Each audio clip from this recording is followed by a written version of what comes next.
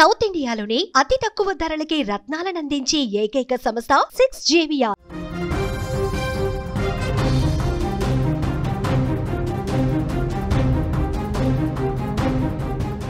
నెల్లూరులో ప్రేమోన్మాది ఘాతుకం. ప్రియురాల్ని చంపేశాడు ప్రియుడు. పుట్టినరోజు నాడే యువతి దారుణ హత్య. మృతదేహాన్ని మెట్లపైనే వదిలేసిన వైనం అక్కడ కనిపిస్తుంది. హత్య చేసి ఆమె చెల్లికి ఫోన్ చేశాడు నిఖిల్. హత్య తర్వాత పోలీసులకు నిందితుడు లొంగిపోయినట్లుగా కూడా మనకి తెలుస్తోంది. బెంగళూరులో మంచి ఉద్యోగం, మంచి పొజిషన్లో ఉన్నానని ఎన్నో ఆశలతో తన పుట్టినరోజు జరుపుకునేందుకు నెల్లూరుకు వచ్చింది. కానీ అదే రోజు ఆమె జీవితానికి చివరి రోజు అవుతుందని ఎవరూ ఊహించలేదు. ప్రేమ పేరుతో దగ్గరైన వ్యక్తి చేతిలోనే దారుణంగా హత్యకు గురయిందని పసిగట్టలేకపోతోంది. ఎంతో ఆనందంతో పుట్టినరోజు వేడుకలు జరుపుకోవడానికి ఇంటికొచ్చిన యువతిని ఆమె ప్రియుడే దారుణంగా హత్య చేశాడు. ఈ హృదయ విదారకర ఘటన నెల్లూరులో చోటు చేసుకుంది. బెంగళూరులో సాఫ్ట్వేర్ ఉద్యోగం చేస్తున్న మైథిలి ప్రియ తన పుట్టినరోజు సందర్భంగా సెప్టెంబర్ 6న నెల్లూరుకు వచ్చింది. ఆమె రాక గురించి తెలుసుకున్న ఆమె ప్రియుడు నిఖిల్ మైథిలి ప్రియను ఒక రూమ్కు రమ్మని పిలిచాడు. ఇద్దరి మధ్య కొన్ని రోజులుగా గొడవలు జరుగుతున్నాయని తెలుస్తోంది. ఈ క్రమంలోనే రూమ్లోకి వెళ్లిన వెంటనే కోపోద్రిక్తుడైన నిఖిల్ కత్తితో ఆమెపై విచక్షణరహితంగా దాడి చేసినట్లుగా కూడా తెలుస్తోంది. తీవ్ర గాయాలైన మైథిలి ప్రియ అక్కడికక్కడే కుప్పకూలిపోయింది. ఇక ఇదే అంశానికి సంబంధించిన మరింత సమాచారాన్ని మా ప్రతినిధి ఉమా అందిస్తారు. ఉమా, పుట్టినరోజు నాడే దారుణ హత్యకు గురైంది. అసలు ఏం జరిగింది? జానకి, నిన్న జరిగినట్టయితే తెలుస్తోంది. మైథిలి ప్రియ బి.ఫార్మసీ కంప్లీట్ చేసి బెంగళూరులో ఉద్యోగం చేస్తోంది. అయితే ఈ నెల 3వ తారీఖున నెల్లూరుకు వచ్చింది. ఆమె పుట్టినరోజు 6వ తారీఖున ఉండడంతో ఫ్రెండ్స్ తో కలిసి, అంటే కాలేజీలో చదువుకున్నటువంటి ఫ్రెండ్స్ తో కలిసి సెలబ్రేషన్స్ చేసుకోవాలని నెల్లూరుకు వచ్చింది. కుటుంబ సభ్యులతో కూడా కొంతసేపు గడిపిన తర్వాత తన ఫ్రెండ్ రూమ్ కు వచ్చింది. ఫ్రెండ్ రూమ్ లోనే ఉంటున్నటువంటి మైథిలి ప్రియను నిఖిల్ ఐడెంటిఫై చేశాడు. అయితే నిఖిల్ కి మైథిలి ప్రియకి బి.ఫార్మసీ ఫస్ట్ ఇయర్ నుంచి కూడా కొంత పరిచయం ఉంది.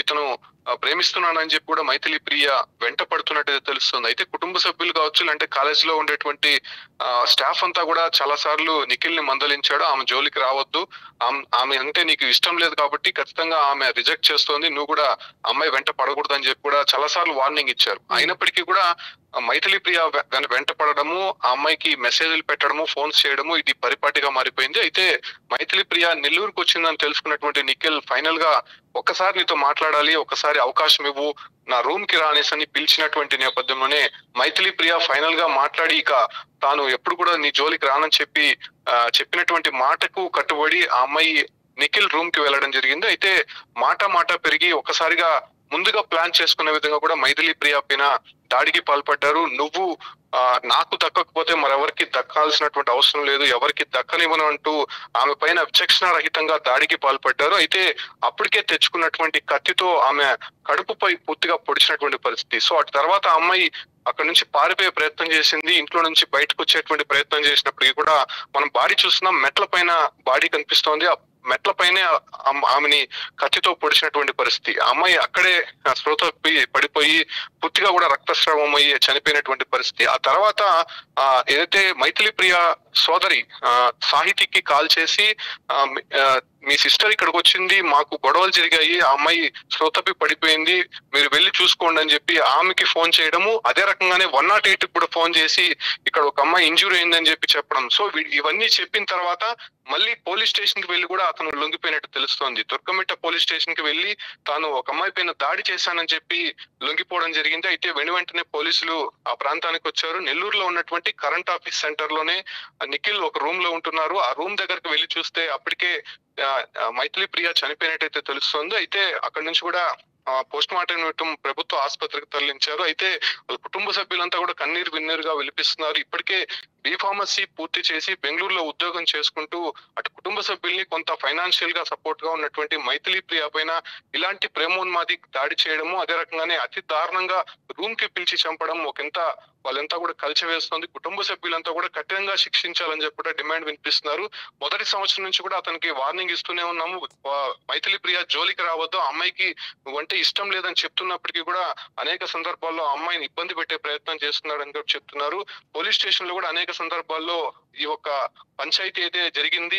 ఆ పోలీసులు కూడా వార్నింగ్ ఇచ్చే ప్రయత్నం చేసినప్పటికీ కూడా ఆ ఒక్క నిఖిల్ అనేది ప్రేమ మత్తులో ఆ అమ్మాయి మరెవరికి దక్కకూడదనేటువంటి ఒక ఆలోచనతో ఇలాంటి ఘాతుకం పాల్పడడం పైన అటు నెల్లూరు వ్యాప్తంగా కూడా కొంత సంచలనంగా మారినటువంటి నేపథ్యంలోనే అటు మైథిలి ప్రియ ఆ కుటుంబ సభ్యులు కూడా వాళ్ళ ఏదైతే మైథిలి ప్రియకు సంబంధించినటువంటి ఐస్ కూడా వేరే హాస్పిటల్ కి డొనేట్ చేసినటువంటి పరిస్థితి అయితే కనిపిస్తుంది. ప్రస్తుతం నిఖిల్ ని అదుపులోకి తీసుకొని విచారిస్తున్నారు. నిఖిల్ ఒక్కడే ఈ ఒక మర్డర్ కి ప్లాన్ చేశాడా, లేకపోతే ఎవరైనా ఫ్రెండ్స్ కూడా సపోర్ట్ చేశారా అనే దానిపైన కూడా పోలీసులు ఇన్వెస్టిగేషన్ చేస్తున్నారు. చానకి రైట్ ఉమా. ఎస్, మొత్తంగా అది ఇద్దరి మధ్య కూడా కొన్ని రోజులుగా గొడవలు జరుగుతున్నాయని కూడా తెలుస్తోంది. ఈ క్రమంలోనే రూమ్లోకి వెళ్ళిన వెంటనే కోపోద్రిక్తుడైన నిఖిల్ కత్తితో ఆమెపై విచక్షణరహితంగా దాడి చేశాడు. ఈ నేపథ్యంలోనే ఆమె అక్కడి నుంచి తప్పించుకునే ప్రయత్నం కూడా చేసింది. బట్ వెళ్ళనివ్వకుండా అతనిని చంపేసిన సిచ్యువేషన్ అక్కడ నిందితుడు నిఖిల్ కనిపిస్తుంది. వెంటనే కూడా వాళ్ళ చెల్లికి కూడా ఫోన్ చేసి చెప్పాడు. ఎవరైతే మైథిలి చెల్లుందో ఆ అమ్మాయికి సాహితీకి ఫోన్ చేసి చెప్పాడు. దీంతో షాక్కి గురైన సాహితీ వెంటనే కూడా సంఘటన స్థలానికి చేరుకుంది. అక్కడ మెట్లపైనే తన అక్క మైథిలి ప్రియ మృతదేహాన్ని చూసి కూడా కన్నీరు మున్నీరుగా విలపించింది. ఇది చూసిన చుట్టుపక్కల వాళ్ళు కూడా ఒక్కసారిగా తీవ్ర దిగ్భ్రాంతికి గురైనట్లుగా కూడా తెలుస్తోంది. హత్య తర్వాత నిందితుడు నిఖిల్ నేరుగా కూడా పోలీస్ స్టేషన్కు వెళ్లి లొంగిపోయినట్లుగా కూడా మనకి తెలుస్తోంది. ఈ ఘటనపై కేసు నమోదు చేసుకున్న పోలీసులు అయితే ప్రస్తుతం దర్యాప్తు కొనసాగిస్తున్నామని చెప్తున్నారు. కాగా నిందితుడు రాపూరు మండలం చుట్టుపాలెం గ్రామానికి చెందినవాడని, అలాగే మైథిలి ప్రియ నిఖిల్ ఇద్దరు ఒకే ఫార్మసీ కాలేజ్లో క్లాస్మేట్స్ అని కూడా తెలుస్తోంది.